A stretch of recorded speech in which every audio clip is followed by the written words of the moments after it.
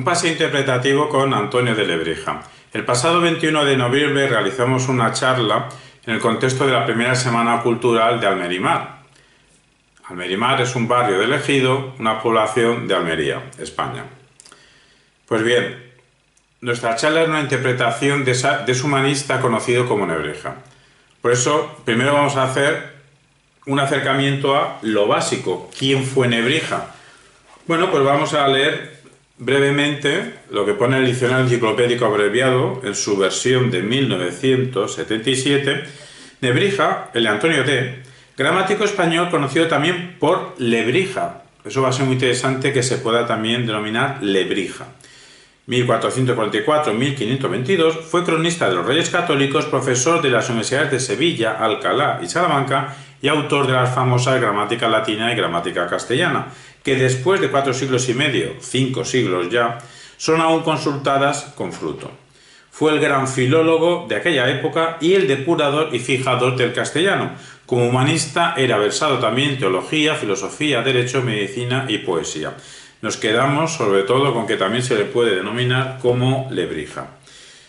Nuestra interpretación va a seguir el esquema de una pregunta marco, unas anécdotas, unas vivencias, para poder confluir en lo que queremos subrayar, que es su doble carácter como pensador obsesionado por la interpretación, un pensador interpretativo, un pensador interpretante, un pensador hermenéutico y también un pensador lingüístico.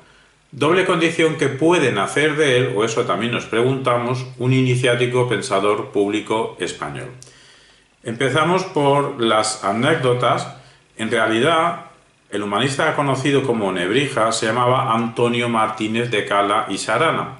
Lo que pasa es que a la hora de firmar sus escritos científicos, firmaba en latín, escribía en latín, el 95% de su obra está escrita en latín, firmaba como Aeli Antoni Nebrisensis, lo que sería Elio Antonio de Lebrija, porque su población original, su población natural, era la población sevillana Lebrija. Lo que pasa es que Lebrija en latín se podía escribir Nebrixa con doble S o con X, Nebrixa, y entonces de este Nebrixa, pues algunos lo transformaron fonéticamente al final en Nebrija, y así ha sido conocido. Así ha sido conocido por este barbarismo. Paradójico, ¿por qué? Porque toda la figura del humanista conocido como Nebrija, pues en su vida fue toda su vida intelectual una actitud beligerante contra los bárbaros. Los bárbaros eran los ignorantes. Entonces ahora, si él recobrase vida y nos escuchase denominarle Nebrija a través de ese barbarismo, él que era un antibárbaro, pues pasaría a nosotros y se volvería. ¿Cuál es la pregunta marco que queremos hacer? Es la siguiente. ¿En qué medida dependemos del pensamiento foráneo? ¿Estamos en deuda con el pensamiento de fuera? Empezamos diciendo que es experto en España. En España un experto es cualquier extranjero que dice algo. Un extranjero que dice algo, eso es un experto en España. España que ha habido erasmomanía, esto lo sabemos por Gustavo Bueno, quien nos decía que Valdés dijo algo interesante. Bueno, eso será que Erasmo le influyó. Que el emperador Carlos decía cosas o pensaba cosas interesantes, eso será porque Erasmo le influyó. Que Cervantes realizó una obra potente, el Quijote, porque ¿cómo va a poder hacerla él solo si era un iletrado? Eso será porque le influyó Erasmo. ¿Que Nebrija es interesante? ¿Eso será porque le influyó Erasmo? No, aquí no pueden, porque ya sabemos que cronológicamente Erasmo es posterior. Entonces, ¿qué se hace? Bueno, se dice que Nebrija fue un precursor de Erasmo, en el sentido de, para elogiar a Nebrija vamos a compararlo con Erasmo. Fijaros cuán bien pensaba Nebrija, que pensaba algo muy parecido que luego pensó Erasmo. Es decir, Nebrija precursor de Erasmo. Pues esto es muy gracioso, lo de Nebrija precursor de Erasmo, porque Nebrija, Elio Antonio de Lebrija, fue discípulo de Pedro Martínez de Osma. Y Pedro Martínez, esto fue en Salamanca, y fue discípulo de él entre 1459 y 1464.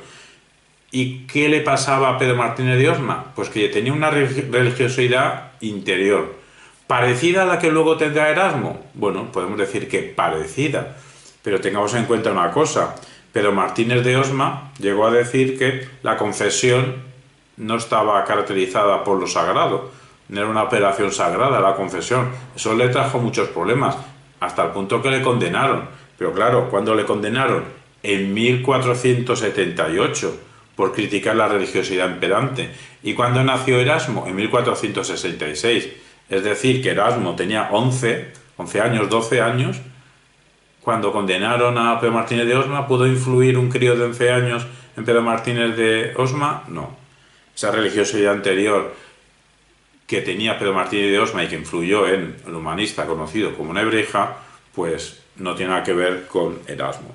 Una frase que nos parece muy curiosa, porque este año 2022, desde final de 2021, de otras cosas hemos estado investigando la figura del humanista conocido como Nebrija, y sabemos sobre decir la siguiente frase a muchos eruditos, es: Nebrija se fue a Italia a recibir la luz del Renacimiento.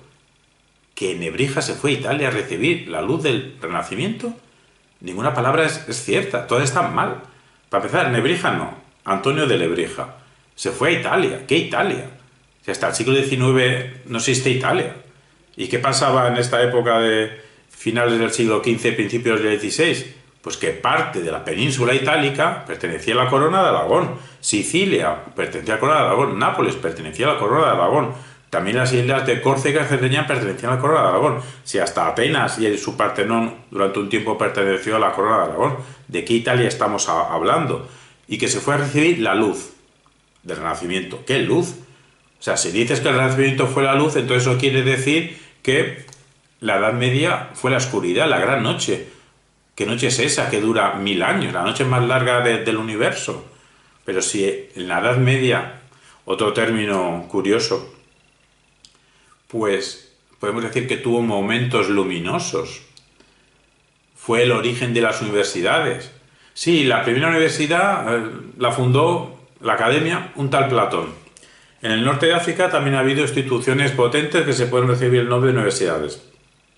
Pero en Europa, la emergencia de las universidades fue en la Edad Media. Y fueron instituciones muy potentes para la concentración y difusión del saber. Bueno, y hablando de difusión del saber en la Edad Media, pues hablando desde Almería, bueno, y desde casi cualquier punto de la península ibérica que hablemos hoy en día, pues aquello en su momento no se llamaba España, se llamaba Al-Ándalus. Y Al-Ándalus, eso sí que fue el primer renacimiento, eso sí que fue una ilustración. Ilustraciones europeas, la primera sería la de Atenas en el siglo V antes de nuestra era, pero la siguiente no fue el Renacimiento italiano, y luego la ilustración en Inglaterra, Francia y Alemania. La ilustración, Renacimiento, fue en Almería, hubo una escuela filosófica interesante, y sobre todo en Granada, y Sevilla, pero sobre todo Córdoba.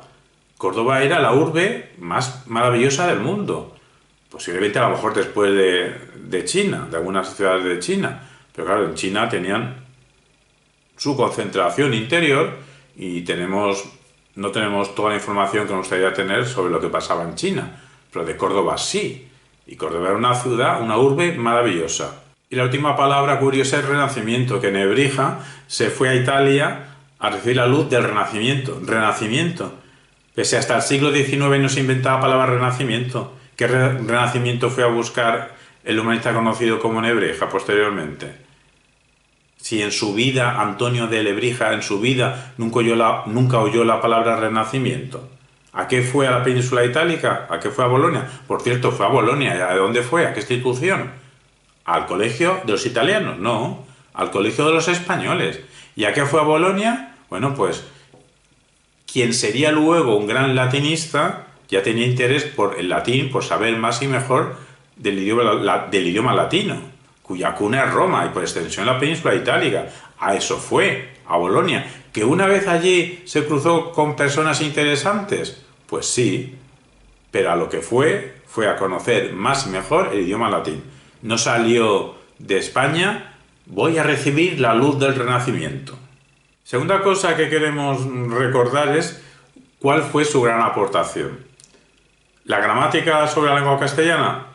Pues no, en su tiempo no.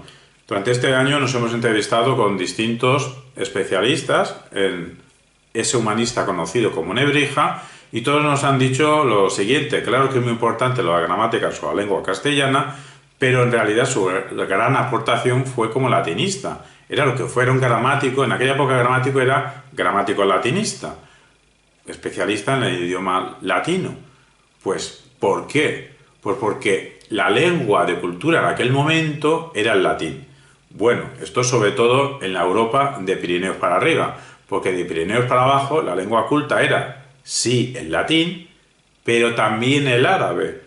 La lengua culta en la península celtibérica, en toda la Edad Media, fue el árabe. Vale, fue un gran latinista y el primer gramático sobre la lengua castellana, y es decir, sobre el primer gramático de una lengua romance, que no fuese el latín.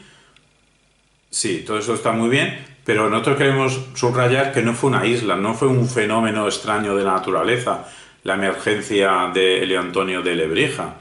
Quiere decir que ya había una tradición, ya teníamos la Escuela de Traductores de Toledo, precisamente con grandes sabios de la civilización islámica y también con expertos en hebreo, en latín, en griego. Alfonso X el Sabio fabricó una potente escuela de traductores de Toledo. Y también, como hemos dicho antes, en la Edad Media, en lo que luego se llamó España, hubo la emergencia de instituciones potentes universitarias. Y el humanista conocido como Nebrija se educó originariamente en ese contexto, en Salamanca. Cuando se fue a Bolonia ya había estado 5 o 6 años estudiando en Salamanca con Martínez de Osma.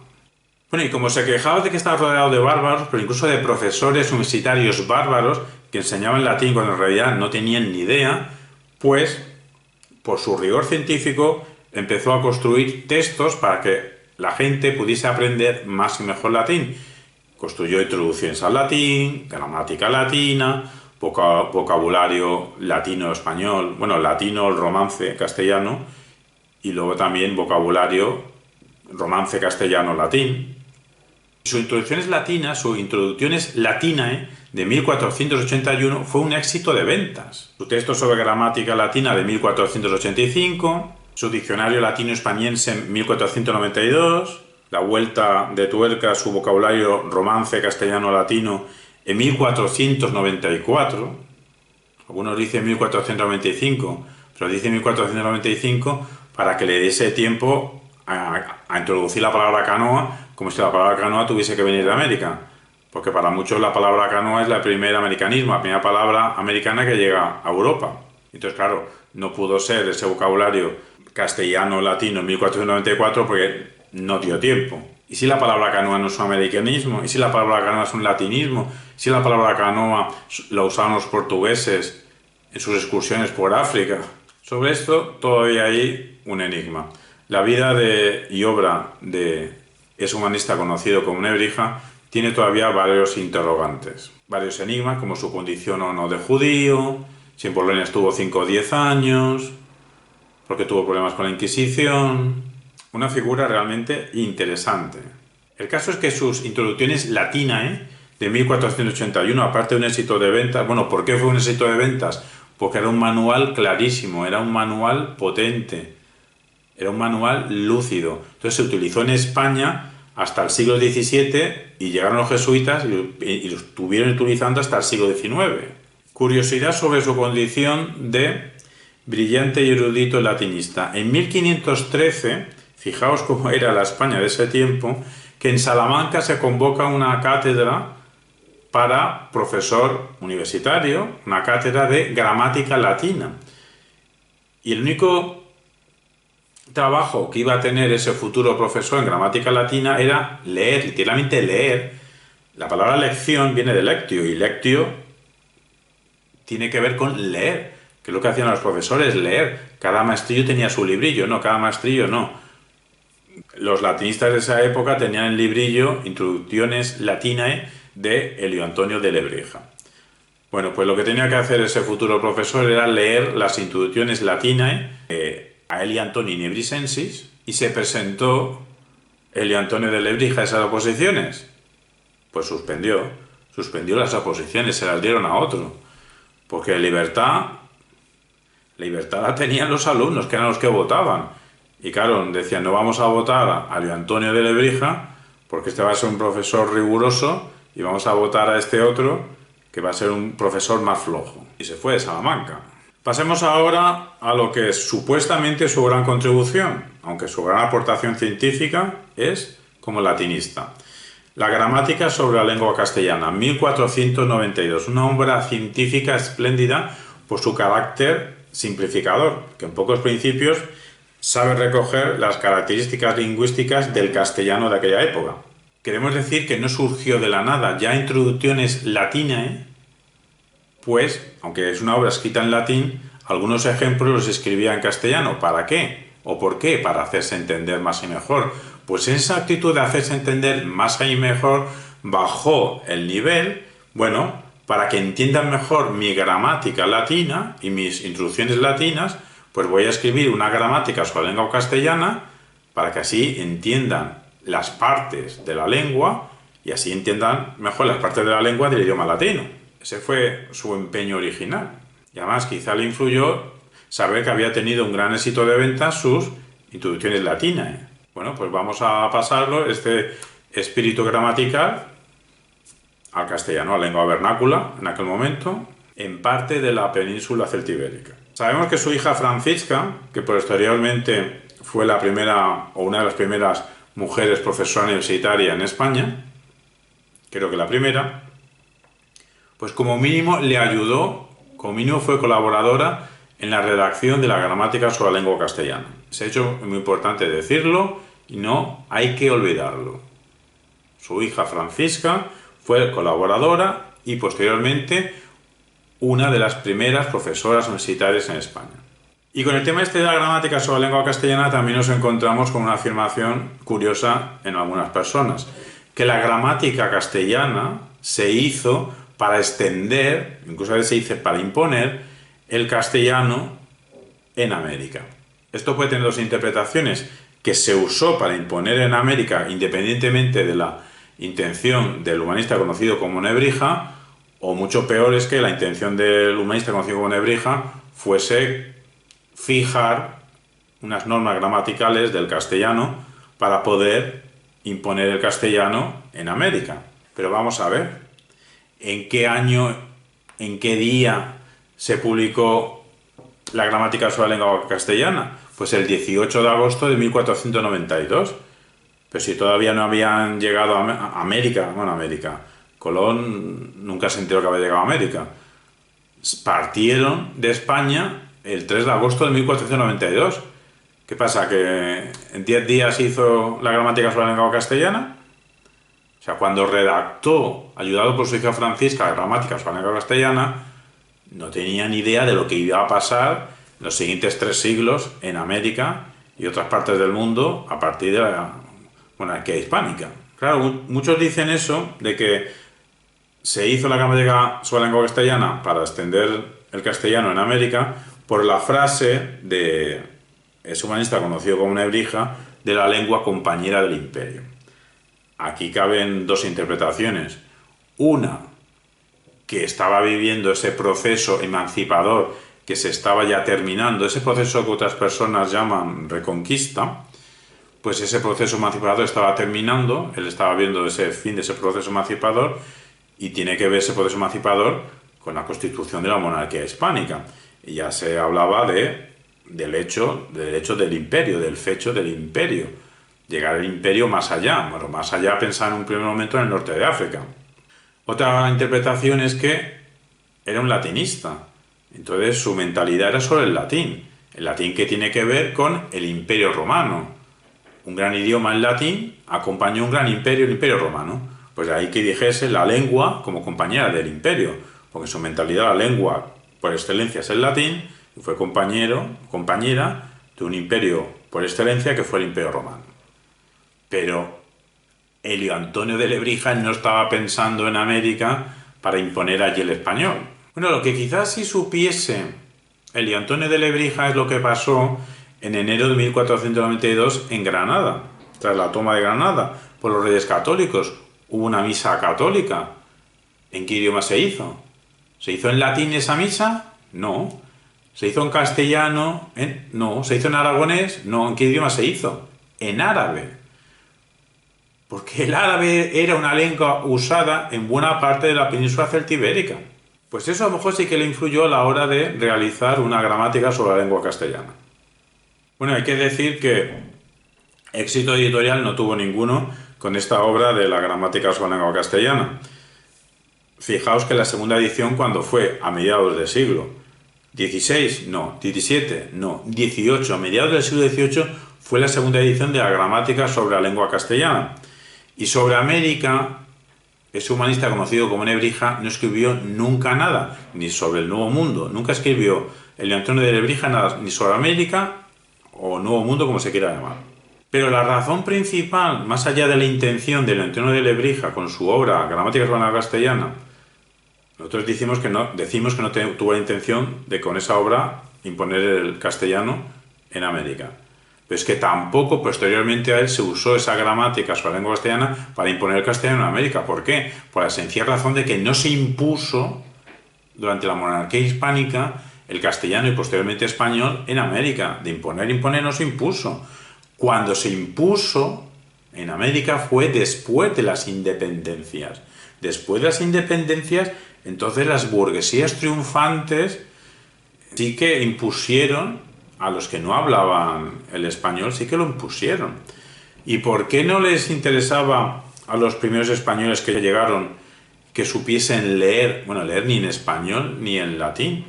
A los no autóctonos de América, no eran autóctonos de América, los habitantes de América, autóctonos eran originarios de Asia, no emergieron en América. Bueno, pues no interesaba que leyesen, porque vete a saber qué obras iban a leer, a ver si se iban a perturbar sus almas, porque para los españoles sí que tenían almas, los habitantes de América. Tanto nos impuso el español que en las universidades que fundó España en América, y aquello sí que fue veloz, aquello sí fue dinamismo. A veces se dice que en el siglo XXI estamos viviendo unos tiempos súper rápidos y dinámicos, y lo que fue rápido y dinámico fue la expansión y el mestizaje de lo que había en América con la llegada de los españoles. Eso sí que fue rápido, mucho más rápido que la posterior expansión de los anglosajones en la costa este de América, que eso sí que fue lento en un principio, pero aniquilador y sangrante después. Pues bien, en todas las universidades españolas fundadas había asignaturas como el quechua o asignaturas sobre lenguas, esas sí autóctonas de América.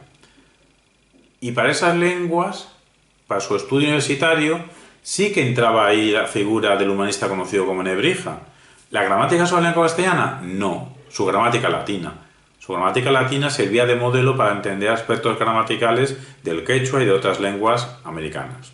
Pero hablando de su conexión con lo español, el castellano más bien en aquella época, pues en 1517 el humanista conocido como Nebrija redacta las reglas de la ortografía en la lengua castellana.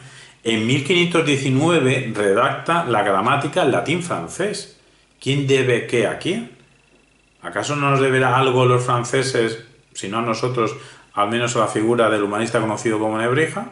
¿Cuándo surgieron el resto de gramáticas? Pues, por ejemplo, la lengua inglesa no tuvo su primera gramática inglesa hasta 1586.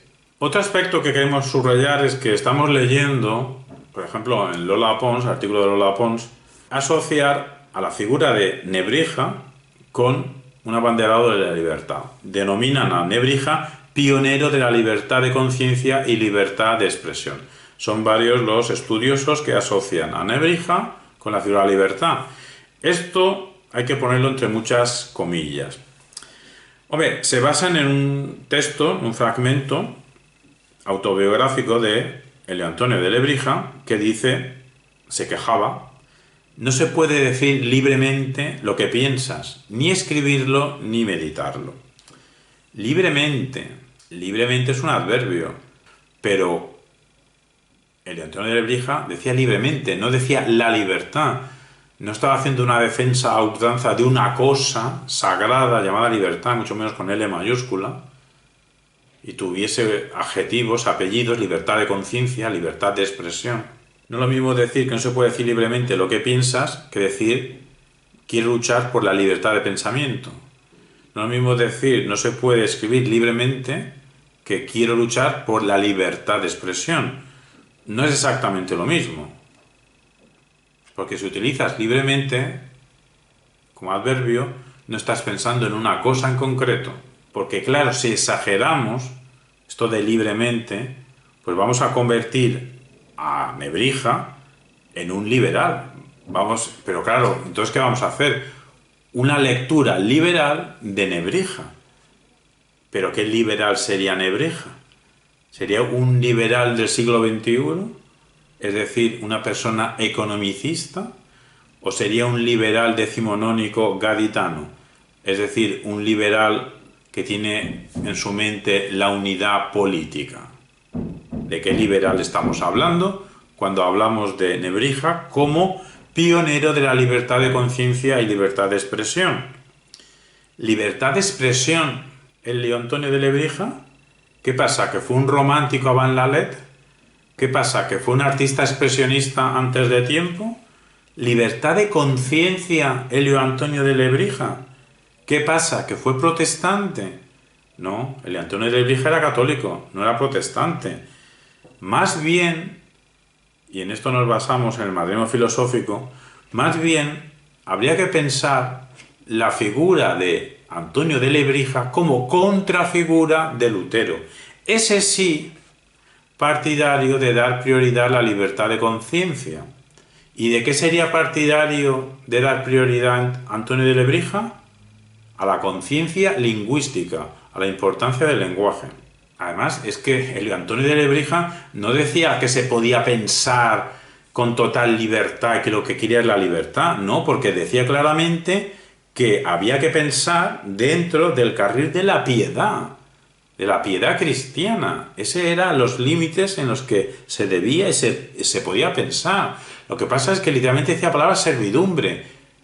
Él no quería servidumbre, no quería servir a quién.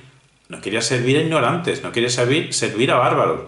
Y mucho menos a bárbaros con poder. Eso es lo que no quería servidumbre. Entonces, esto libremente es peligroso. Más que un liberal o libertario, lo que era un defensor a ultranza, lo que quería era un criterio riguroso y sistemático a la hora de pensar, de escribir y de meditar.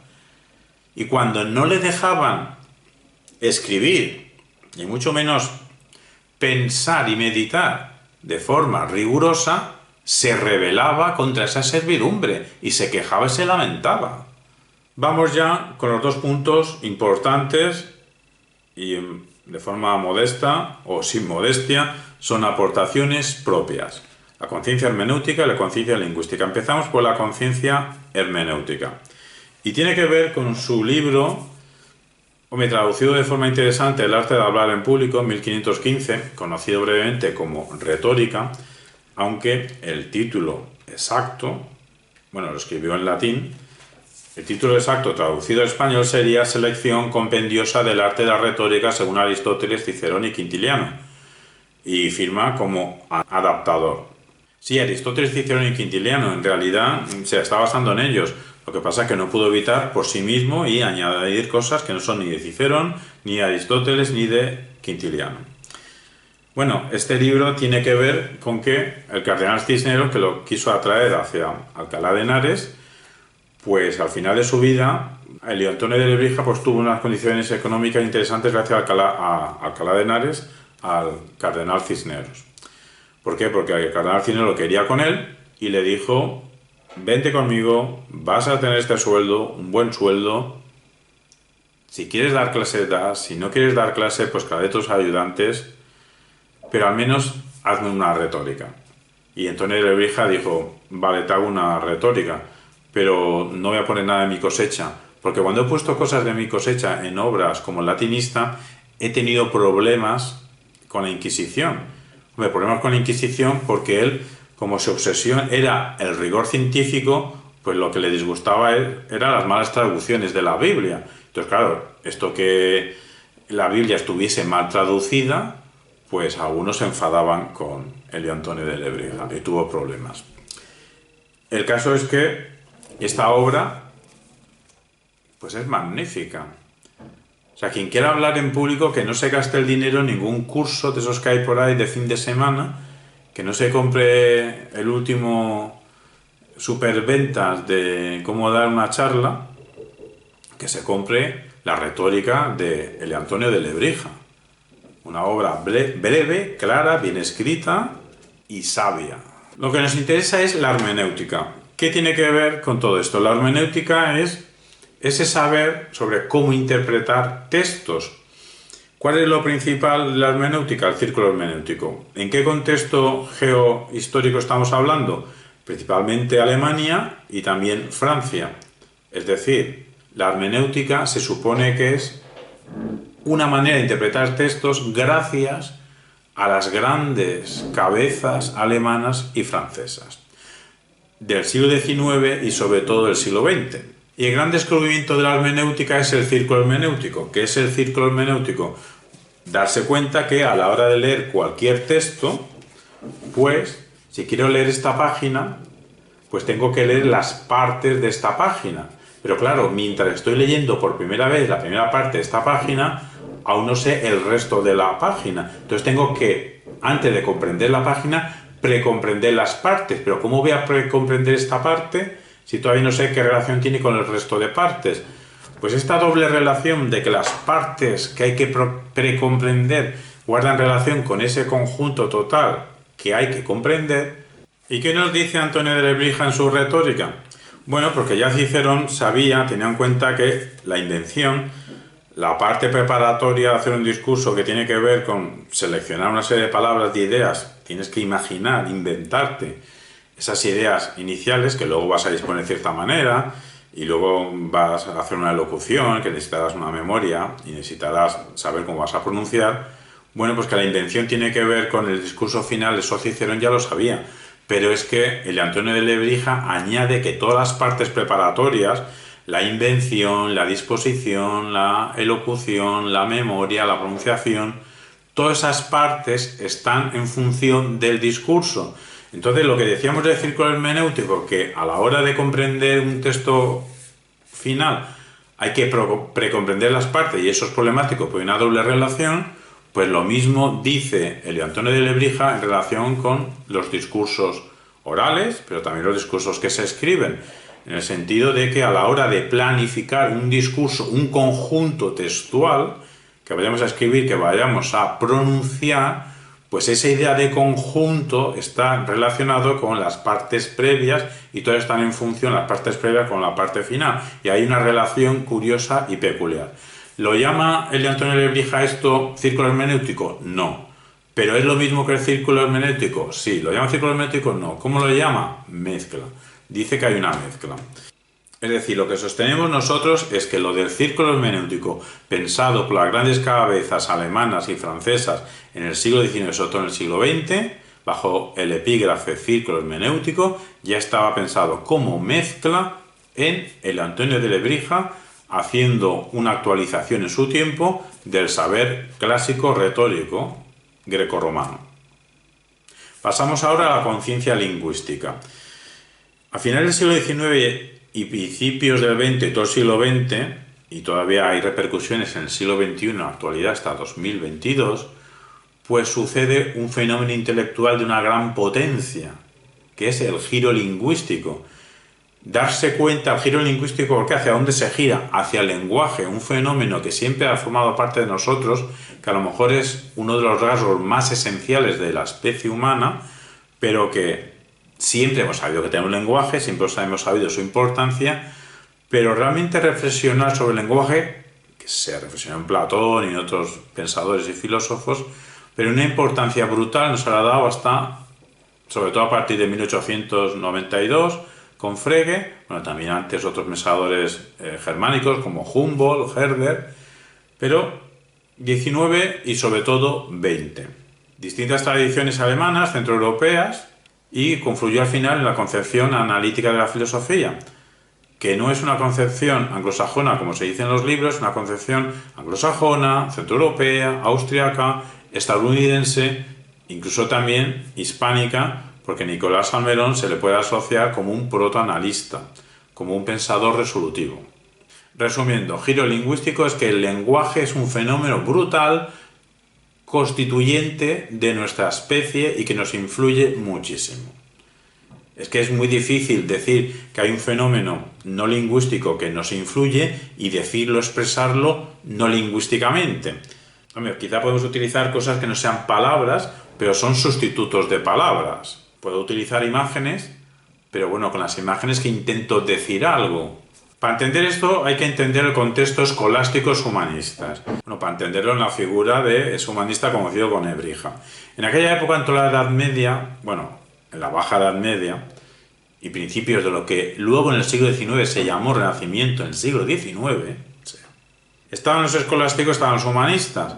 Y podemos decir que hubo una especie de pacto entre caballeros, en el sentido de que los escolásticos, pensadores eclesiásticos, dominaban el ambiente cultural, intelectual de la época, pero claro, había otras figuras no eclesiásticas, o peculiarmente eclesiásticas, o al menos no en la jerarquía, que también querían estar en el mundillo intelectual, pero no podían entrar. Entonces, es como si hubiese habido un pacto de que esos no eclesiásticos que querían entrar en el mundo intelectual pidiesen permiso y los escolásticos dijesen, bueno, os dejamos entrar, pero con una condición. Nosotros, los escolásticos, nos vamos a centrar, nos vamos a tener y retener la ciencia de las ciencias, que es la teología, y vosotros, la ciencia que está por debajo de todas las ciencias, que a lo mejor a ellos les daba pereza explicar la gramática, bueno, pues las cosas gramaticales para vosotros. Y los que posteriormente hemos llamado humanistas podrían quizás decir, bueno, ¿y nos dejáis hablar sobre el presente? No, sobre el presente no vais a hablar, vais a hablar sobre el pasado. ¿Sobre Grecia y Roma? Bueno, pues ya hablamos sobre Grecia y Roma. Pasa que los humanistas tuvieron la suficiente habilidad para, hablando de Grecia y de Roma, hablar de su tiempo y hablar también de nuestro tiempo. En este sentido, un ejemplo sería el Antonio de Lebrija. No hizo carrera eclesiástica. También nuestro Juan Luis Vives, ligeramente posterior. Bueno, nació en 1492. Se fue de España para evitar tener problemas por su condición de judío cuando tenía 15 años, y ni fue eclesiástico ni fue universitario, fue una figura curiosa. Por cierto, uno de los grandes dramas en esa época, uno de los grandes dramas de España es que cuando se le pidió a Vives que viniese a la Complutense a sustituir a Nebrija, pues Vives rechazó, Vives no vino. Si hubiese venido Vives y su obra posterior, su obra última la hubiese realizado en España, pues quizá hubiésemos tenido otra España, eso ya nunca lo sabremos. El caso es que el saber universitario de aquella época se dividía en trivium y quadrivium. En el trivium que estaba la base, estaba la gramática para estudiar la mecánica del lenguaje, estaba la dialéctica para estudiar la mecánica del pensamiento y estaba la retórica para poder aplicar esas mecánicas del lenguaje del pensamiento, aplicarlo en discusiones críticas. Luego estaba el quadrivium, que era la aritmética, la geometría, la música, la astronomía. Y luego ya podías estudiar medicina, podías estudiar derecho o podías estudiar la ciencia de las ciencias, que era la teología. Pues bien, ese pacto entre caballeros era que los escolásticos les decían a los humanistas: os dejamos entrar en el mundillo intelectual, perfecto, ir haciendo lo que queráis, mientras no neguéis a Dios, mientras no rechacéis las verdades teológicas, y la teología queda para nosotros los escolásticos, y vosotros quedaos para cosas gramaticales, para el latín, para el griego, para todas estas cosillas. Pues en este contexto Antonio de Lebrija era un gramático.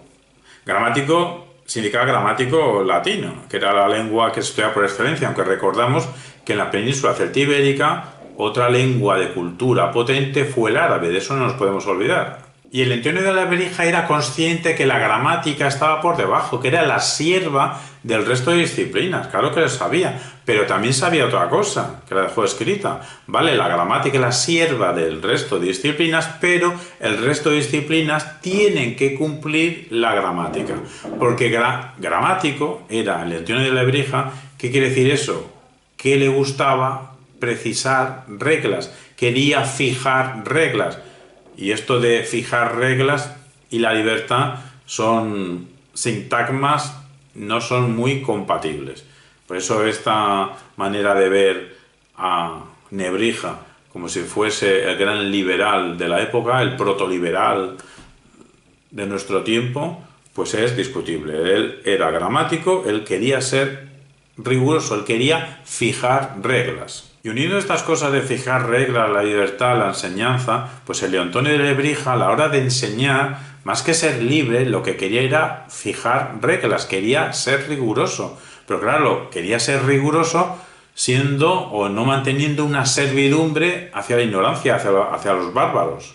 Otro aspecto que nos da aportación sobre su conciencia lingüística, incluso su conciencia tipográfica, es su rechazo de la letra gótica. Una letra que era muy difícil de leer por otro tipo de letra, pues que ahora llamaríamos, por ejemplo, Arial, o sea, un tipo de letra clara que para poder leer más y mejor los libros. Bueno, en realidad a él le interesaba leer sus libros, pero no quería la letra gótica, que eso no hay quien lo lea. Hasta ahí llegaba al punto de su obsesión por el lenguaje, su obsesión por la lectura. También fue un pionero de reclamar los privilegios de impresión, eso que ahora más bien llamaremos derecho de autor. Y fijaros cuán bien reclamó sus derechos, sus privilegios de impresión, que él pudo vivir de los privilegios de impresión de su obra, sobre todo la Introductiones Latinae. Él, sus hijos también, sus nietos también. Y últimos estudios parecen indicar que sus bisnietos posiblemente también. Eso indica que tenía conciencia de la importancia del lenguaje y de la importancia de ser autor. Pero a lo que más le damos nosotros importancia para subrayar su conciencia lingüística es cuando el Leontonio de Lebrija se pregunta ¿dónde está la verdad? Y su respuesta es en la lengua, no dice en Dios. Evidentemente, claro que la verdad estaba en Dios en una época marcada por la teología de arriba a abajo. Eso no lo decía, se daba por hecho. Hombre, lo que no decía era que la verdad no estaba en Dios. Hasta ahí podíamos llegar. Antonio de Lebrija era creyente. Pero para él la verdad está en la lengua. Por eso para él era importante ser un estudioso de la lengua y por eso estaba en contra de los bárbaros y mantuvo una actitud beligerante. Realmente decía él que estaba en guerra contra los ignorantes. Y de ahí su obsesión por su compromiso con la verdad, de ahí su obsesión por las buenas traducciones, de ahí su obsesión por señalar donde había una mala traducción, porque ahí se estaba faltando a la verdad. Y claro, en términos religiosos, si la Biblia está mal traducida, se está faltando a la verdad revelada. De ahí su obsesión por ir en contra de las mentiras disfrazadas de verdad. Es que ahora mismo alucinaría con los mecanismos posverdaderos que nos rodean.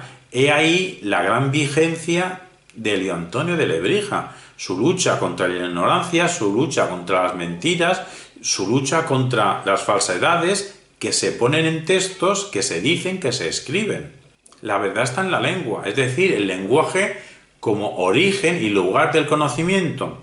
En la gramática sobre la lengua castellana, literalmente nos dice evitar la oscuridad escolástica. Si quiere evitar la oscuridad escolástica, el que estaba a favor de una cierta claridad, al menos.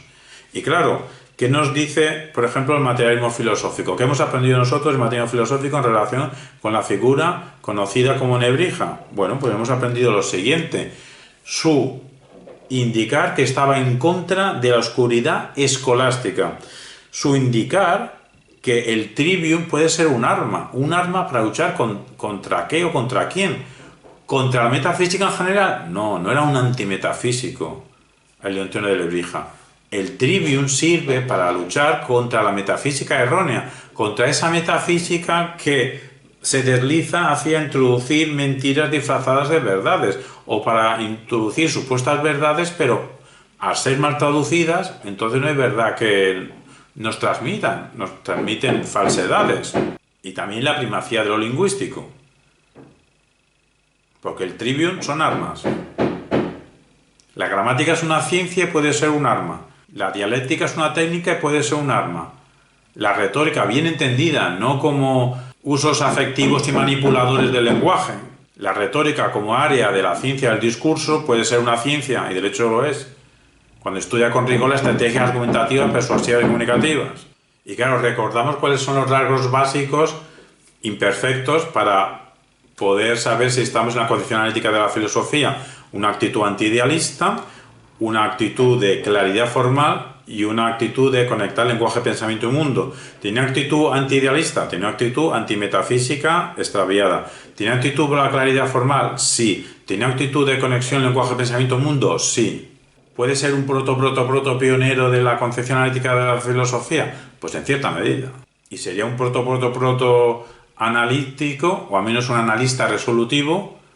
Ni alemán, ni anglosajón, ni estadounidense. Un pensador filosófico que pasa por ser paradigmático tanto del giro lingüístico en general como de la concepción analítica de la filosofía en particular es Ludwig Wittgenstein. Entonces podríamos pensar que si existe, como afirmamos nosotros, una concepción lingüística y una actitud resolutiva del pensar en Antonio de Lebrija, pues podría haber cierta similitud, cierta relación, cierta conexión se podría establecer entre Antonio de Lebrija y Ludwig Wittgenstein. Bueno, pues nosotros lo que encontramos es lo siguiente. Para Antonio de Lebrija, para evitar la barbarie lingüística, lo que hay que hacer es fijar reglas gramaticales. ¿Y qué nos dice Wittgenstein? Wittgenstein lo que nos dice es que sin reglas no hay lenguaje. Asimismo, encontramos tanto en Lebrija como en Wittgenstein la siguiente actitud, que si el pensar gramatical no te sirve, aparte de para pensar cosas abstractas, si el pensar gramatical no te sirve para pensar sobre la vida cotidiana, entonces no te sirve para nada. Y claro, todo esto nos lleva a pensar su papel en pensamiento público español. Una expresión que no es nuestra, de Gustavo Bueno, de material filosófico, pensamiento público español. ¿Qué pasa? ¿Que no se puede hablar de filosofía española? ¿O en España? ¿O en el contexto hispano? Pues claro que sí. Pero Gustavo Bueno ya era consciente de que lo filosófico en español pues ha expresado, sí, en obras filosóficas, pero también en obras literarias. Y nosotros podemos ampliar esta manera de pensar en obras artísticas, porque en la península celtibérica, como se quiera llamar, pensar siempre se ha pensado. El homo antecesor pensó, el neandertal pensó en Altamira, cuando fuimos provincia romana se pensó en latín, luego se pensó en árabe, simultáneamente se podía pensar en árabe y en latín. Luego en la época de Antonio de Lebrija, que también se pensaba en árabe en esa época, pues también se pensaba en latín y también se pensaba en castellano, todavía no español. No tardó mucho ya en pensarse en español. Lo difícil es trazar el segundo exacto en que la lengua deja de ser castellano y empieza a ser español. Entonces, pensadores en la geografía celtibérica siempre ha habido. Y recordamos que pensamiento es un conjunto más grande de lo que es el pensamiento filosófico. Dentro del pensamiento filosófico estaría otro subconjunto que sería filosofía. Pero bueno, pensadores en la geografía celtibérica siempre ha habido. Y pensadores sobre saberes. ¿Qué saberes? Saberes técnicos, saberes artísticos, saberes científicos, saberes filosóficos, saberes prácticos. Es que desde el contexto de material filosófico se nos informa que desde 1500 a 1650 la lengua culta en Europa fue el español. ¿Por qué? Por el gran papel geopolítico que tenía la monarquía hispánica en aquella época. Y claro, el Quijote, ¿en qué idioma se empezó a leer del Pirineos para arriba? En español. El oráculo de Gracián, ¿en qué idioma se empezó a leer de Pirineos para arriba? En español. ¿Gracias a qué? Bueno, pues a lo mejor gracias, entre otras cosas, a la gramática sobre la lengua castellana de Leo Antonio de Lebrija. Primero se leyeron en español obras como el Quijote y el oráculo y después se tradujeron. Pues ya había gente que sabía leerla en español. Entonces hay una gran línea de pensamiento que podemos llamarlo pensamiento público español. Uno de los últimos pues puede ser Gustavo Bueno. Vamos a hacer a toda la historia hacia atrás. Otro grande hacia atrás es Ramón y Cajal, que entre los 5 o 6 supercientíficos de toda la historia mundial, de un nivel como Newton, Einstein, Darwin, pues uno de esos 5 o 6 potentes está Ramón y Cajal. Otra cosa que en España no le hacemos el caso y no le damos la importancia que se merece, pero Cajal es uno de los 5 o 6 científicos potentes de toda la historia de la humanidad. Hombre, si nos vamos más para atrás, pues tenemos hazañas científicas como la del calendario gregoriano, que sí, se implanta en 1582 tras estudios en esa fábrica de pensamiento que fue la Universidad de Salamanca, con estudios sobre el calendario en 1578 y empezaron ya en 1515. En 1515 ya estaba esa figura como Nebrija todavía vivo. Pues todos estos estudios se hacían en Salamanca. Al final se consiguió dar con la tecla tras muchos estudios matemáticos de dar con un calendario nuevo que se llamó calendario gregoriano. Y los ingleses todavía estuvieron un tiempecillo con el calendario juliano. Por eso muchos todavía se creen, bueno, ya sé que no, pero espero que no haya gente todavía que se crea que Shakespeare y Cervantes murieron el mismo día. Hubo unos 15 días de diferencia porque los ingleses todavía estaban en el calendario juliano. Estamos en 522, en 1521 que hemos celebrado también, porque en el quinto centenario de otra gesta que es la circunnavegación de la Tierra.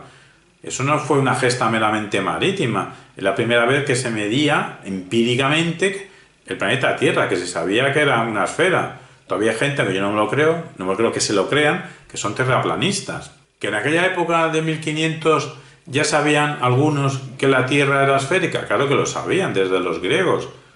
Lo que pasa es que, por ejemplo, Colón sabía con el dato erróneo. Hubo dos mediciones, Colón parece ser que ahí no estuvo vivaz y tenía el dato erróneo.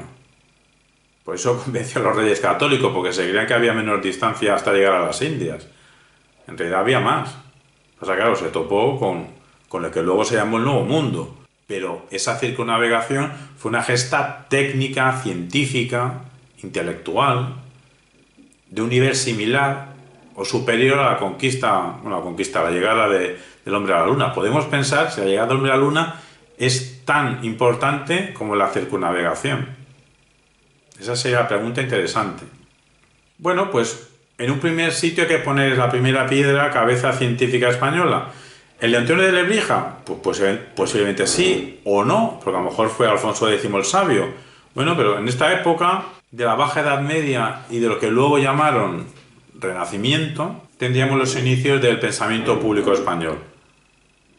¿Quieres poner en primer lugar a Alfonso X el Sabio? Pues a ver, Alfonso X el Sabio. Pero si no es el primero, uno de los primeros grandes científicos en la constelación de la hispanosfera, Elio Antonio de Lebrija, aunque escribió el 95% de su obra en latín, solo el 5% en castellano. A nuestro entender, sí que se puede etiquetar como el alfa del pensamiento público español a ese humanista conocido como Nebrija. En definitiva, Antonio de Lebrija sí que es una figura a reivindicar, un pensador público español a reivindicar realmente por lo que pensó, por su gran figura como latinista, por su gran figura como gramático en general, gramático del latín, también gramático de la lengua castellana, ayudado por su hija Francisca, y por anticiparse a corrientes filosóficas, la hermenéutica, la concepción analítica de la filosofía, la conciencia lingüística, que esas corrientes filosóficas, la hermenéutica, la conciencia lingüística, han pasado la historia de filosofía y todavía están hablando, se está escribiendo, se está pensando de forma hermenéutica, en modo hermenéutico, en modo analítico, con conciencia lingüística, y tiene una gran relevancia. Nosotros nos reímos si la tienen o no la dejan de tener. Lo damos por hecho. Claro que tiene una gran relevancia el pensamiento hermenéutico y el pensamiento lingüístico, de tener conciencia lingüística. Pues precisamente por eso, si tiene gran relevancia la manera de pensar en modo hermenéutico y en modo analítico, en modo conciencia lingüística, pues entonces, con estos trazos, hemos intentado mostrar que en esa línea ya estaba pensando, ya estaba escribiendo Elio Antonio de Lebrija. Y ahí su importancia. Si la hermenéutica tiene importancia, entonces sí o sí, Elio Antonio de Lebrija tiene que tener importancia. Y si la conciencia lingüística tiene importancia, entonces sí o sí, Elio Antonio de Lebrija tiene que tener importancia. Es ahí que haya que reclamar el gran valor de su figura, de su pensamiento y de su obra. En definitiva, ¿quién está en deuda con quién? Europa con España.